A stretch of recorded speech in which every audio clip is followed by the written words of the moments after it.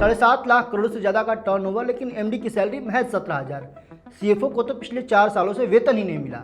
Rajesh export का नया झोल सामने आया है। इस वीडियो में करेंगे इसी पर खास चर्चा। नमस्कार, मेरा नाम अविनाश है और आप देख रहे हैं मनी मंच।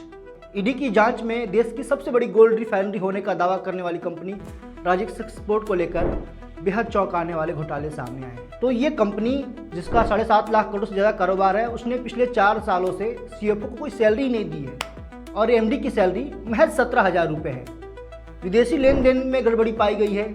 सोने के स्टॉक में 40% का भारी अंतर पाया गया है। एनआरआई बेनामी संपत्ति के जरिए शेयर हेरफेर की आशंका भी जताई गई है। जांच एजेंसी ने कल बेंगलुरु और मुंबई समेत राजेश एक्सपोर्ट के 9 ठिकानों पर ताबड़तोड़ छापेमारी की और बेहद संवेदनशील डिजिटल डिवाइस, कुछ फाइनेंशियल डॉक्यूमेंट और कुछ इलेक्ट्रॉनिक सबूत ईडी के हाथ लगे। इस पूरी कार्रवाई में सबसे ज़्यादा चौंकाने वाला खुलासा हुआ है कंपनी के टॉप मैनेजमेंट की सैलरी को लेकर। जब सैलरी शीट ईडी के हाथ लगी तो ईडी को ये पता चला कि इस 7.5 लाख करोड़ से ज़्यादा कारोबार करने वाली कंपनी अपने जो टॉप मैनेजमेंट है उनको कौड़ियों की सैलरी देती है। ईडी ने जो दावा किया है उसके मुताबिक कंपनी के सीएफओ को साल 2020 से यानी पिछले 4 साल से कोई वेतन ही नहीं दिया गया है।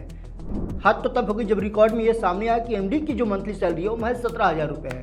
टर्नओवर और सैलरी के बीच इसी जमीन आसमान के अंतर ने जांच अधिकारियों के कान खड़े कर दिए हैं। इसे टैक्स चोरी या मनी लॉन्ड्रिंग के एक नए सिंडिकेट से जोड़कर देखा जा रहा है। ईडी की इस पूरी तफ्तीश की सुई विदेश में हुए कुछ संदिग्ध ट्रांजैक्शन पर भी टिकी हुई है। जांच एजेंसी के सामने सबसे बड़ी चुनौती ये आ रही है कि कंपनी इंपोर्ट एक्सपोर्ट, विदेशी निवेश और ग्लोबल ट्रेड से जुड़े कई अहम दस्तावेज और रिकॉर्ड्स उपलब्धि नहीं करा पाई जब जांच अधिकारी वहां पहुंचे तो। और जब दस्तावेज नहीं मिला तो जो अरबों का जो ट्रांजैक्शन हुआ है, जो अभी तक रिकॉर्ड में आया ही नहीं है, उसको लेकर भी ईडी ने सवाल खड़े किए। सिर्फ इतना ही नहीं, अफ्रीकी देशों में सोने की खदानों में कंपनी की तरफ से 1035 करोड़ रुपए के भारी भरकम निवेश से जुड़े कोई कागजात सौंपे ही नहीं गए, जिससे यह पूरा मामला और संदिग्ध हो गया।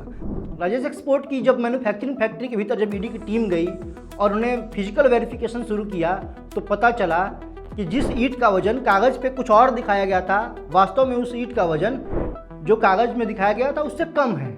इस तरह के और कई अन्य गड़बड़ियाँ जो हैं ईडी के सामने आई। अब इससे ईडी को ये लग रहा है या तो सोने की अवैध रूप से बाजार में डंपिंग की गई है या फिर कागजों पर जानबूझकर स्टॉक को बढ़ाकर दिखाया जा रहा है। साल 1989 में बेंगलुरु से बेहद छोटे स्तर से शुरू हुई ये कंपनी राजेश एक्सपोर्ट ने देखते ही देखते सोने की रिफाइनिंग, मैन्युफैक्चरिंग और एक्सपोर्ट की पूरी वैल्यू चेन पे अपना एक छत्र राज कायम कर लिया था।